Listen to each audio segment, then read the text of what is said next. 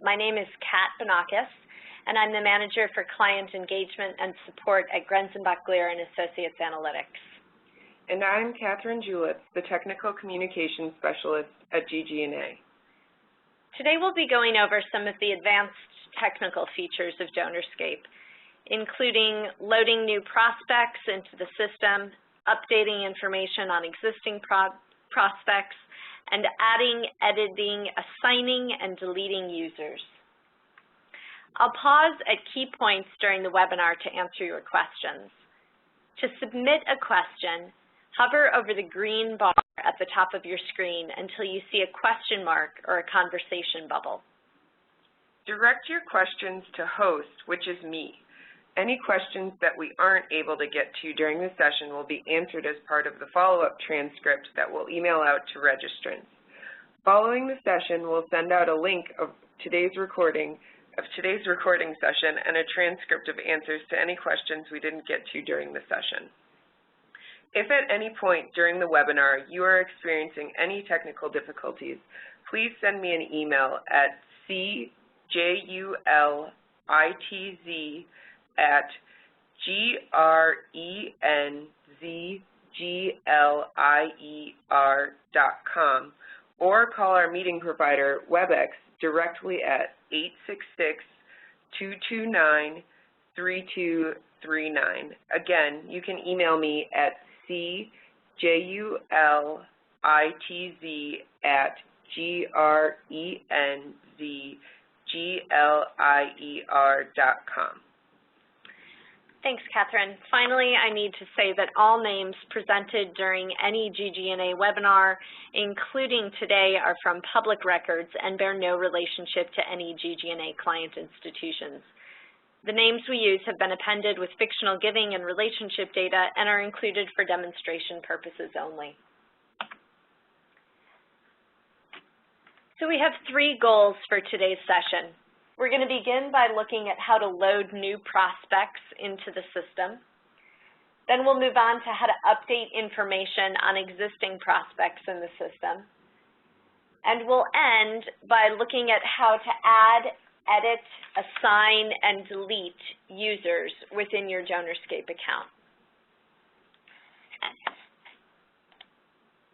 To begin with how to add new prospects into the system, we're going to look at 3 ways that you can do this. You can load names individually, you can load up to 5,000 names at a time, or you can submit more than 5,000 names through the DonorScape team. For all purposes, though, we begin by looking at the home screen, always a safe bet. And here we have the updates, but what we want to look at here is your contract summary on the right-hand side, because this is going to tell us how many searches, that is new prospects that can be loaded into the system, we have remaining in the contract. So for this contract, we have well over the number that we'll need. We have just under 10 million here. So we're going to go ahead and get started with the first technique in loading new names into the system, and that's the individual name search. You will need to have privileges to load new names into the system, and you'll know that you have those privileges because you'll have a search tab. So when we click on search here, it defaults to new prospect search. And this is the technique for loading individual names into the system. Now, there are some advantages and disadvantages to using this technique for loading names into the system. The advantage, as we'll see in a moment, is that you can test to see if you have any matches for that prospect before you submit them and use up one of your searches.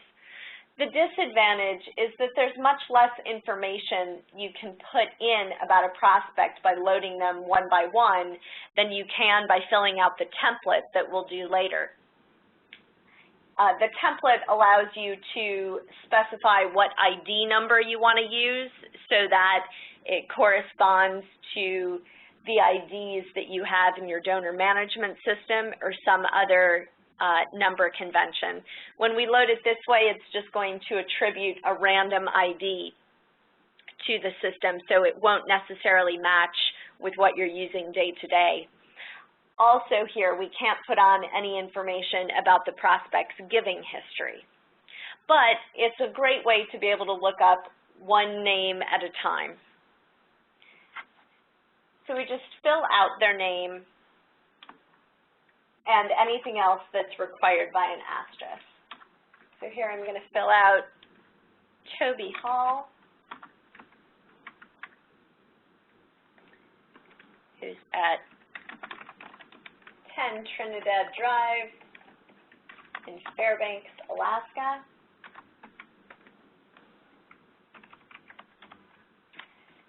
Once we filled out the minimum information there, we could fill out business address or seasonal or spouse if we had it.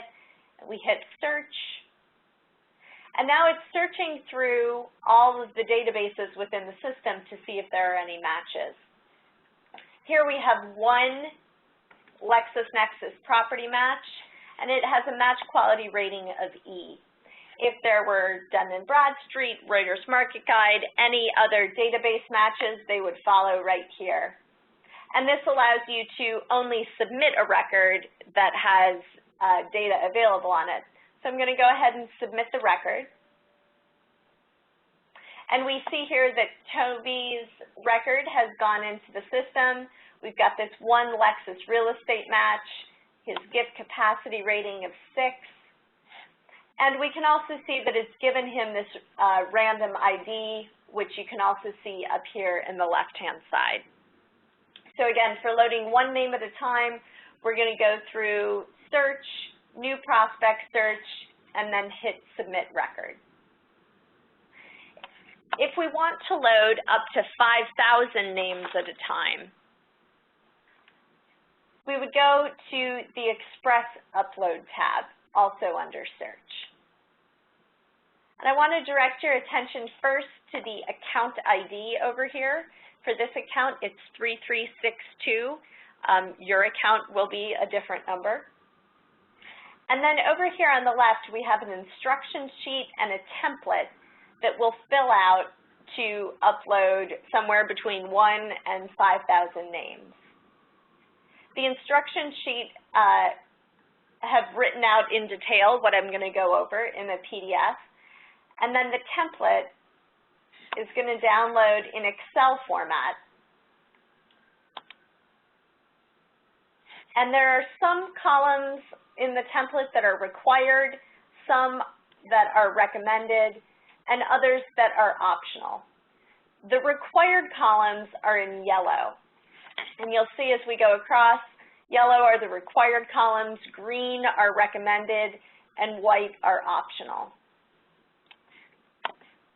If you hover over the headers on the columns, there are helpful notes from myself that go over what the technical specifications are for what can be in each column. They're not kidding.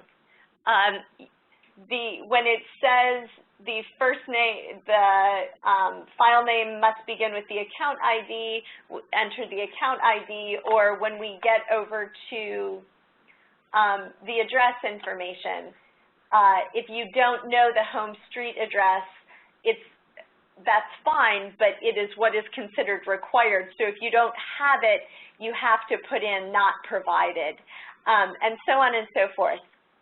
So for each column header, there are indicators as to what can go in each column. Here we have the home zip code column, and for all of the zip code columns, we can't have any hyphens, so you couldn't put 75023-1264, just 75023. But what we'll do is we're going to fill out this template with all of the information you have on your prospects, and then we're going to upload it to the system. So here on my desktop, hiding, I have a template that has been filled out with information on prospects. I'm going to go ahead and open it up. So here we have the required columns here in yellow. We didn't fill out the recommended columns. I didn't have business address information on them or age. And we're just going to go ahead and do two things to this file. First is that we're going to save it beginning with the account ID number. That's this first required column. As you'll remember from here, it's 3362.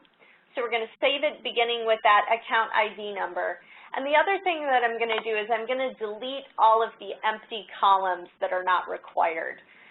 This is a good practice to do because on the off chance that you hit a period or a space bar or something that you didn't mean to in one of these empty columns, you don't want to accidentally overwrite or put in false information in your records.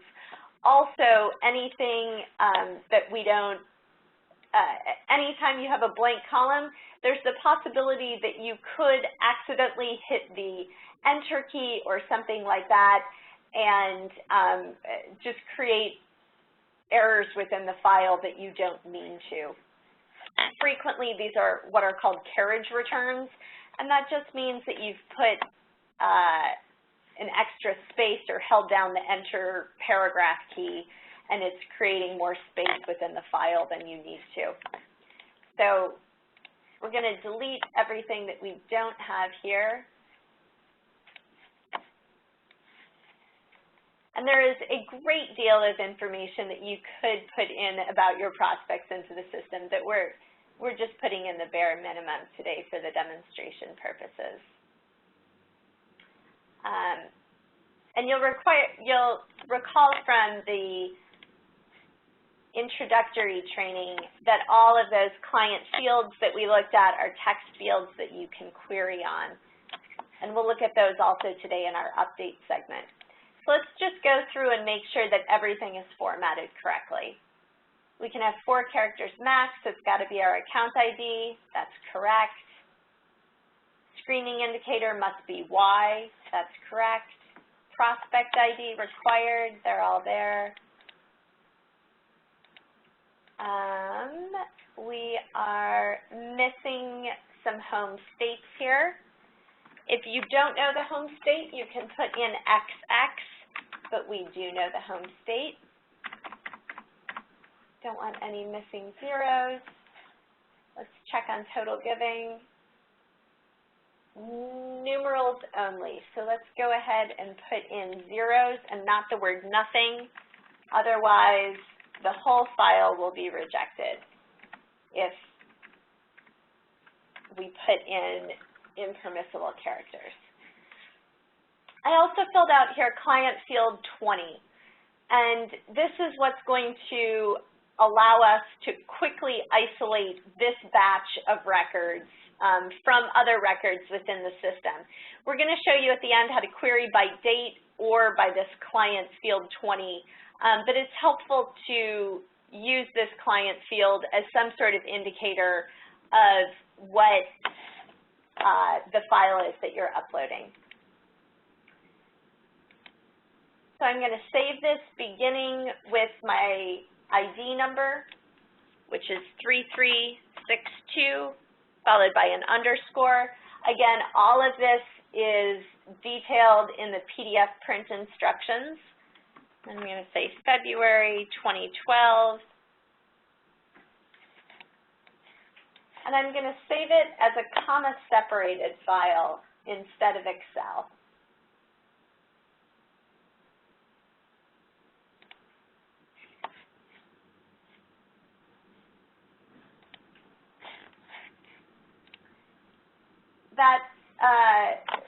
When it says you want to go ahead and save this, it's going to change the formatting.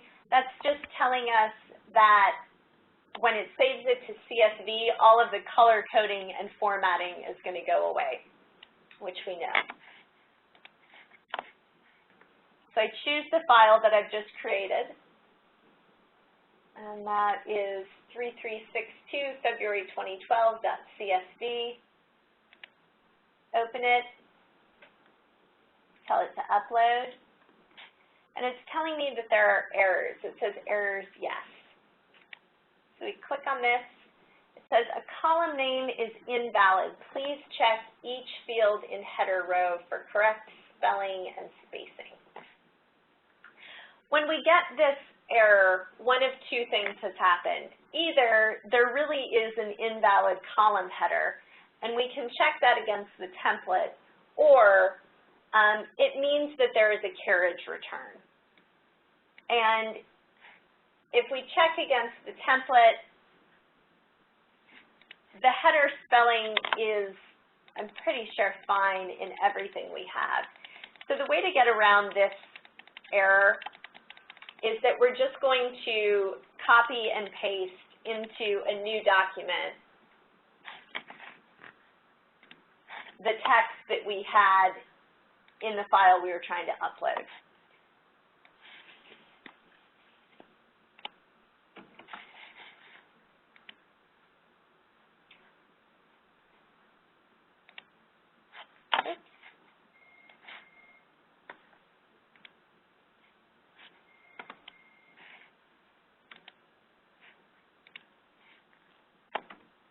So opening a new document entirely. I'm going to save it again. And you could also look at the file in TextPad and try to find every possible carriage return, but copying and pasting once you've looked through to make sure nothing's off is probably going to be your fastest way around it. February 2012B.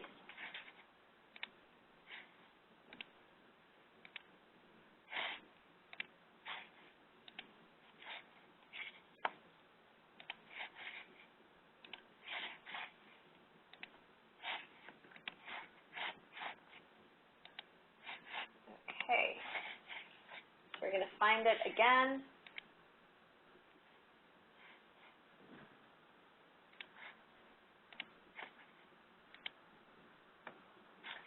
And the file will say in progress when it has been loaded without any errors.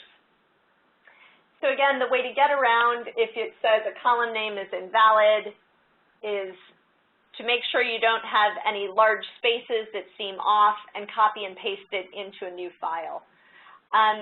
When you click on the yes here in the errors column, it's always going to tell you what's wrong with the file. Sometimes it'll say you don't have a state listed in row 36, or you don't have your screening indicators filled out. So whenever you click on yes, it'll indicate to you what's wrong with the file. Similar to when we were running custom reports in the introductory session, for this page to refresh and have the errors column read no to tell us that the file has completed successfully, we're going to need to flip to another part of the system and come back or refresh it by hitting this tab again. So I'm going to hit it again, and then it says errors no, which means that all of the files we just loaded have successfully gone into the system and been processed. If you were going to need to upload more than 5,000 records at a time, you can either upload them yourself in quantities of less than 5,000, break up your file, or you could fill out the same template and submit it to us at DonorScape and we would load it for you. But it would be the same procedure either way. So let's go back now and find the records that we just uploaded into the system.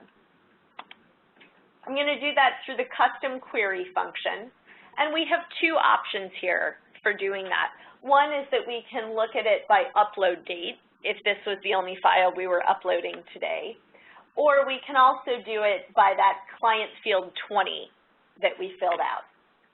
So first, to do it by upload date, I'm going to look at constituent information,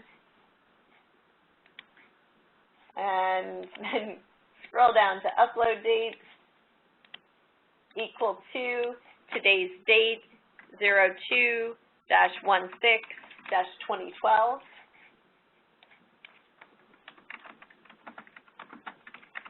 Give it a name, and save and run. And here we've got the 10 records that we uploaded, along with Toby Hall of Alaska, who is in there twice, both because we input him manually in the individual name search, and then he was uploaded as a separate record in the template we just filled out.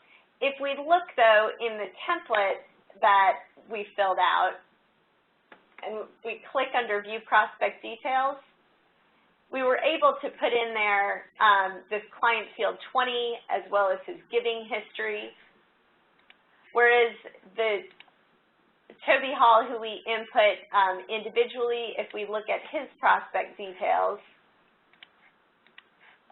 there's no giving history and no field 20.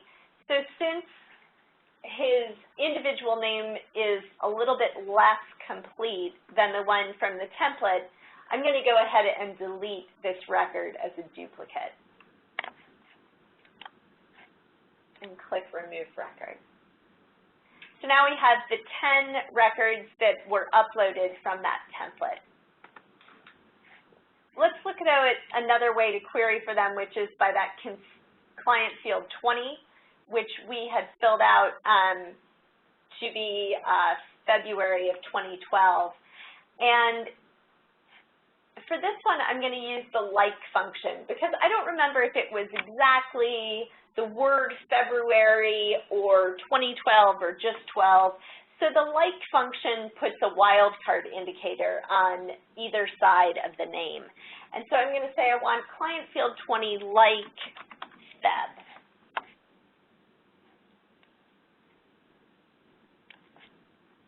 Feb CDF 20. Save and run, and it's coming up with all those same records. And there we go. Okay, any questions about uploading new records? No, we are going and blowing. So this was the hardest part of the training, which is why we went slowly, because we're going to replicate this in many ways in the next part of the training, and that is updating information on existing records. We update information on existing records in the system for a couple reasons. One is that new information about prospects, such as new employment information, new address information, can change their gift capacity rating and will match to different records in the system. We might also want to have better background information about their giving history, keep that more up to date. But we also might want to do it just to reflect internal changes to your institution, such as their assigned gift officer or their updated gala and affiliation information. So to do that, we're going to go to Administration, Batch Update, and then we have the option to pull down two new templates. The first one is prospect assignments, and we're going to get to that in the third part of today's training. For now, we're going to look at prospect updates. It's going to give us a very, very similar template, except in this template, there are only two required columns, and those are account ID and prospect ID. So again, we're going to fill out 3362, their prospect ID within the system, and then any updated information that we have on the prospects. As in the Express Upload template, the specifications for what can be included in each column can be found if you hover over the top.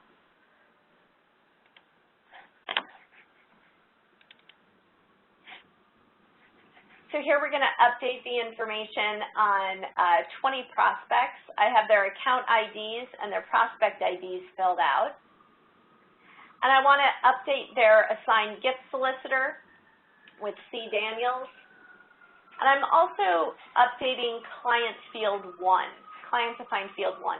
If we look within our account, if we hit in client assigned fields, it'll tell us what the names of those are. And here we have client field 1 is whether they are active or inactive prospects, yes, no, and client field 2 is whether they are gala attendees. So I'm filling out who is active and inactive. Let's go back, anything else? And no, just those columns. So again, we would delete anything that we're not updating just for safety's sake. And then we're going to save it. For the sake of speed, however, I'm going to skip that step. We're going to save it as a CSV document to our desktop, 3362 batch update. I'm going to indicate that this is February of 12.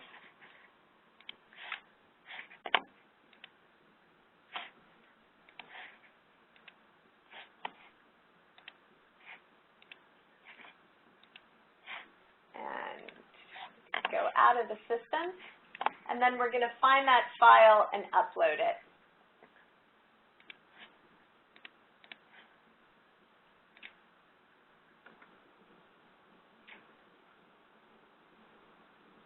And it is upset that the street addresses are null, so let's repair that.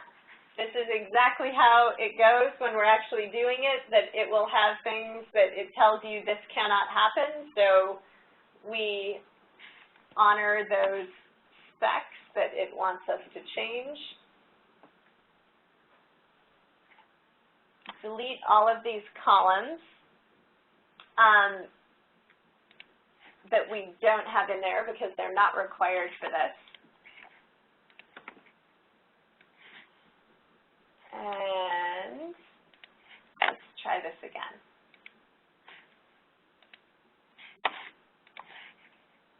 Save. Save. Yes. Yes. There we go. So the reason that we can upload it, that I could delete those columns and it hopefully won't cause an error, is that they're not required in the template to be complete, but it's warning us that it could overwrite it with blanks.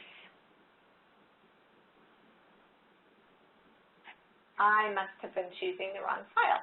Let's try this again.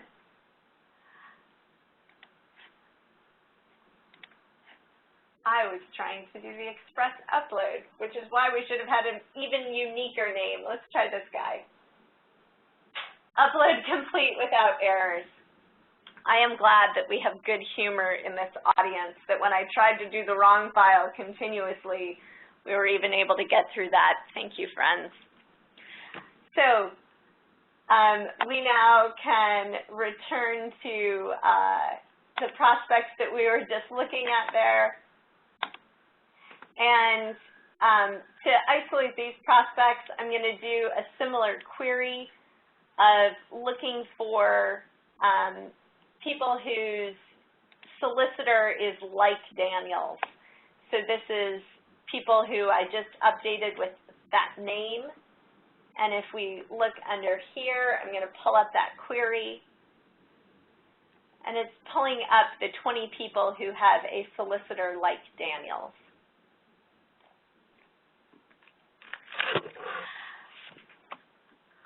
And we could also do a similar query for those that had Y or N in client field 1. And let's see if there are any questions on updating prospects. Kat, there is a question. The question was asked, when you update the records by batch, does that count against match rights? It doesn't count as a search at all to update the information. It also will not count as a search against your total if you were, now that we've updated the information on these people, to hit update prospect. that would set off a rescreen through all of the databases and run them against all of the possible matches. Again, it wouldn't count as a search. The only time it's going to count as a search against your contract is if you input a new record into the system. And as we saw in the live theater that is the webinar, if you try to upload a new prospect through the update function, it won't let you do it. So even when I tried to foil the system here by using the wrong template, it still came out correct and it didn't decrement against my total. Okay, so let's move on to the third part, which is adding, editing, assigning, and deleting users. And this is really the portion that is under administrator rights. And it is what separates administrative users from base users. So those of you who have the power of being your account administrator, this is where the joy and the power comes in. So if we look under the administration tab, this is where we can add new users to the system or change the rights of existing users.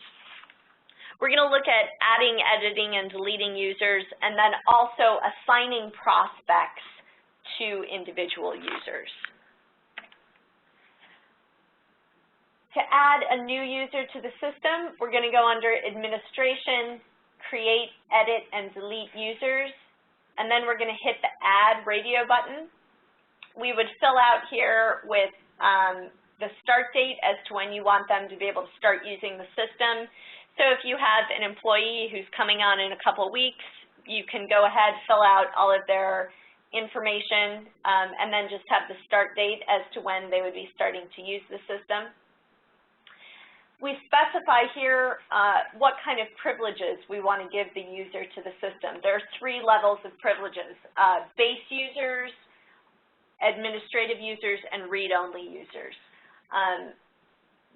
What separates the base user and the administrative user are that administrators can create new users. They can also run audits on the system, that sort of thing.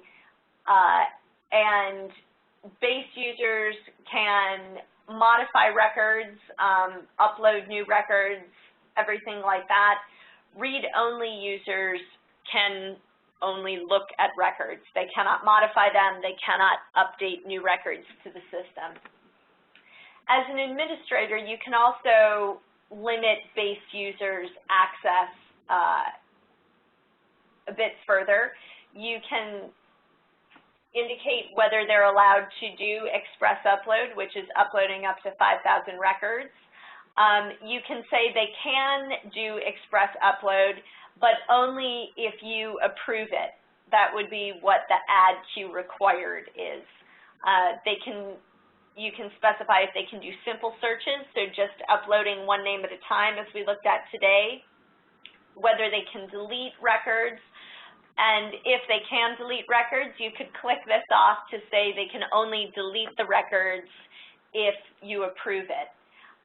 For these 2 issues here where it's the adding queue required and delete queue required, those lists would come up here under Add, Delete Queue, and you as the administrator would see who's trying to add new prospects or delete prospects, what they're trying to do, and you would have to approve all of those actions. We can also specify what kind of records they can see within the system. As we went over in the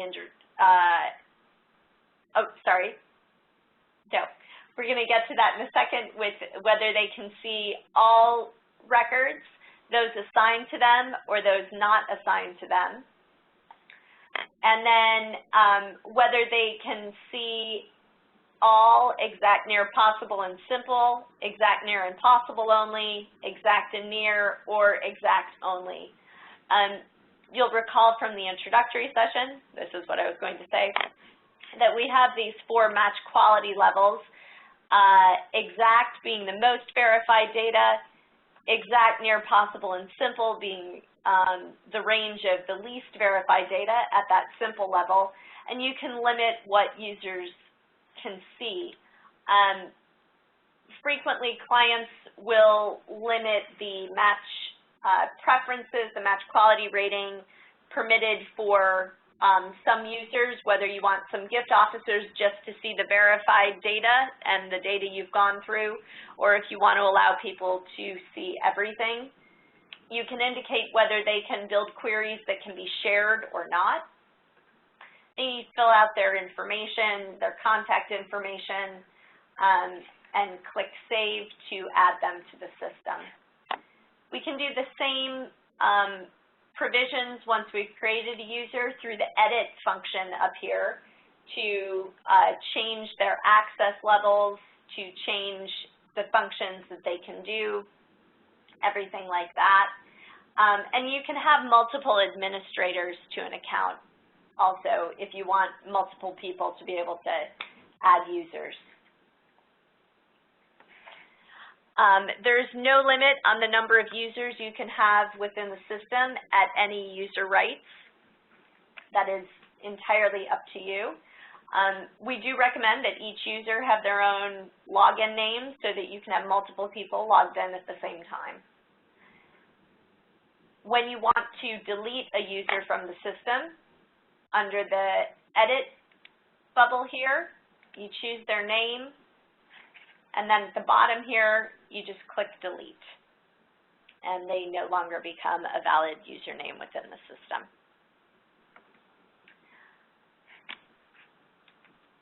So now we're going to look at how to assign prospects to usernames.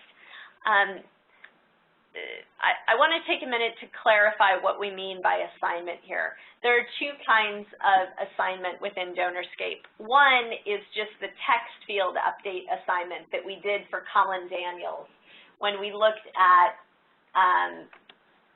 those records that we updated.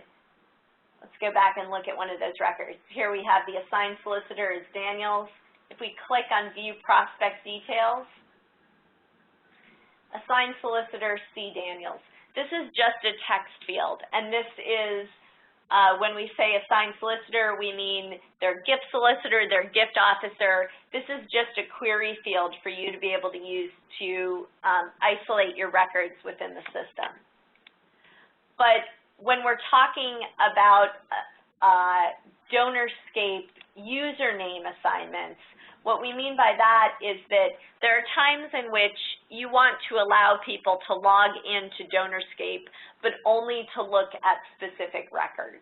We can limit what people can do to the records through the read-only function or through the function of base users where you specify what they can do, but we can further limit things to say that they can only look at certain records, whether that's that you have multiple sites and you want just the prospects related to that site to be available to their users, or you want certain gift officers to only see their prospects.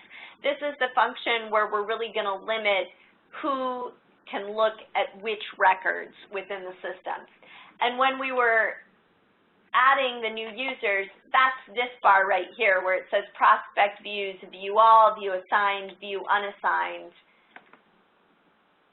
This is where we specify who can, whether you want them to be able to see only their assigned users, to also be able to see users who, only their assigned prospects, whether you want them to be able to see prospects who aren't assigned to anybody, or if you want to let this particular user see all prospects within the system.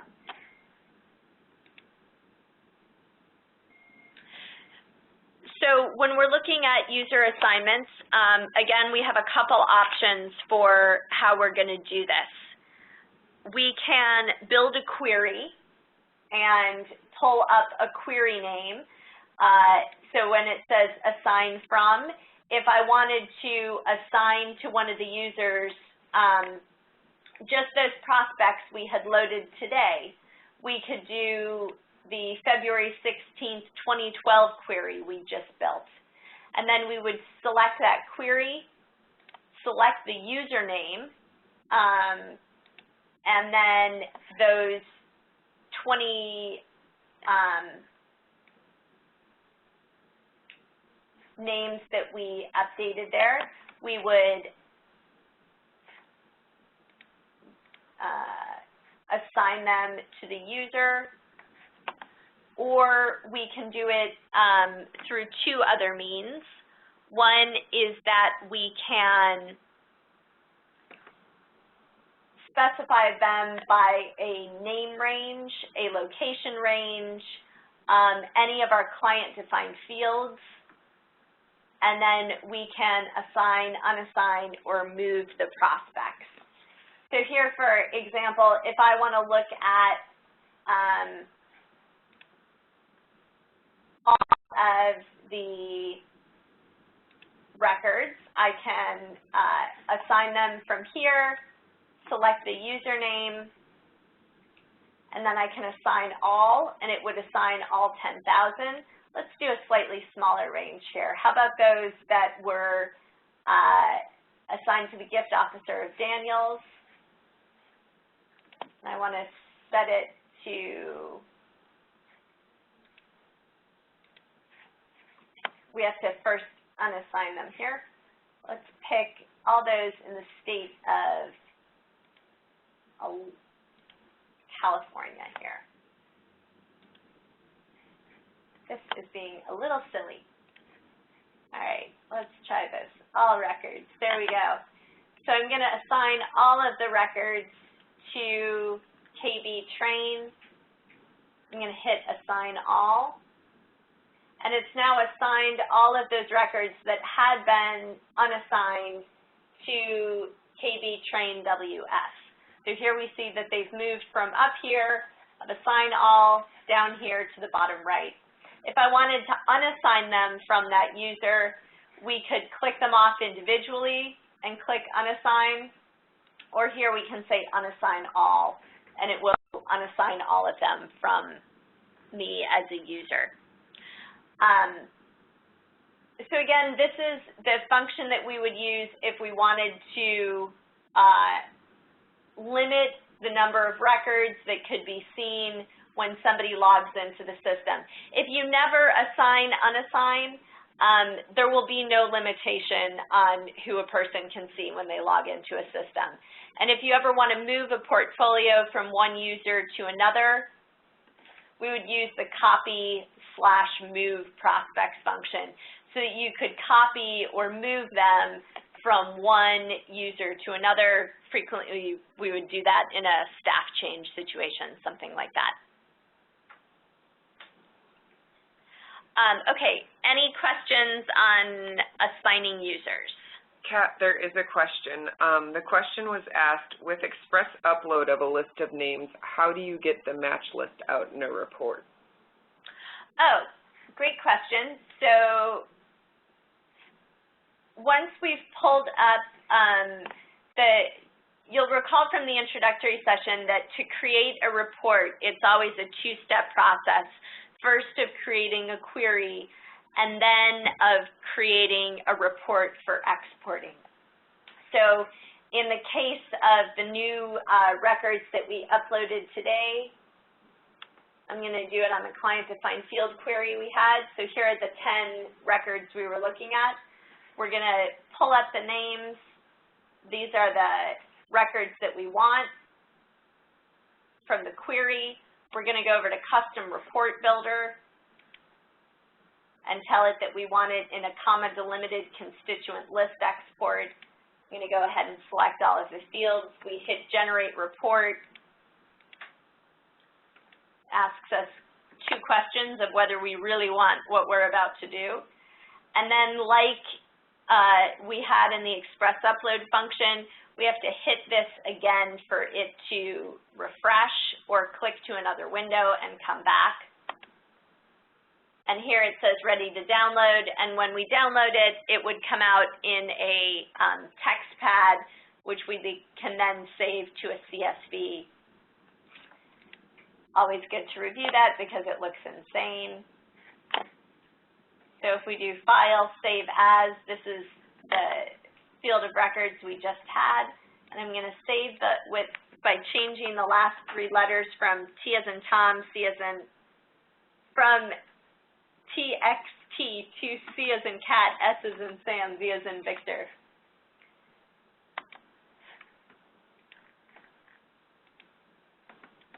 And if we go back to this one that we just created today, there we have the 10 names that we just created in the upload and all of their scores. And if you need any further review on how to do those different kinds of reports, please feel free to watch the intro session there for the detail on that. So again, let's just review quickly because we went through a good deal of technical aspects today of DonorScape, what we've looked at so far. So we looked first at how to add new names to the system. We begin by looking at our summary of how many searches we have remaining to make sure you have enough. And then under the search function, we can upload them either by new prospect search or the express upload function. When we want to update information on a prospect, we do it through the batch update function. And here we can look at prospect updates. And I failed to mention here that if you want to update the assignments on a prospect, you can do it through the functions we looked at of doing it by the query or doing it by the assign, unassigned, or you can fill out this template here, which is a third template, but very similar to the other 2 we looked at today, except it's just going to have 3 columns, which is the account ID, the username of the DonorScape user you want to assign the prospects to, and then the prospect IDs that you want to match within the system. So here we would say the account ID is 3362, the username is KBTrainWS, and then what the prospect IDs are that we want to match within the system. So those are 3 ways that we can assign the prospects, right? So we can do based on a query, based on that template we just looked at 2 seconds ago here, based on geography, other factors, and then assign them to different users within the system. We also looked at how to create, edit, and delete users. We would create a new user by hitting this Add button, filling out their information. We can always edit the information we have on existing prospects within the system. And in creating and editing, we can say what actions they can take in terms of uploading or modifying records, and also what records they can see through the assignment function, and what level of verified data they can see. If ever you are confused on any of these functions, the support website allows you to query for any keywords of functions that you might be confused on, and also has written instructions for everything within that if you are a more visual learner. And we are always here in flesh and blood to answer your questions as well. And please feel free to contact us through the hotline number 866-378-8540 or email us at support@donorscape.com. If you have any questions that come to you in a late-breaking fashion, please do email them to us today, and we'll include them in the transcript that goes out tomorrow. along with the recording of today's session, should you want to review any of the functions if you get stuck at any point. Thank you all so much for your time today. Following this session, you'll receive 2 surveys, one from our WebEx meeting provider about the technical aspects to the webinar, and the other from us here at GG&A. We deeply want to make these webinars useful to you and helpful, so please let us know how we can improve. Obviously, trying to upload the right file does help in the technical training here. But any other ideas you would have for webinars of things that would be helpful to drill down or specialties to your institution, we want to make these as helpful as possible. Thank you so much for spending this last bit of time with us, and please keep in touch with us on the exciting things that you're doing in analytics for fundraising. Thanks so much and have a good day.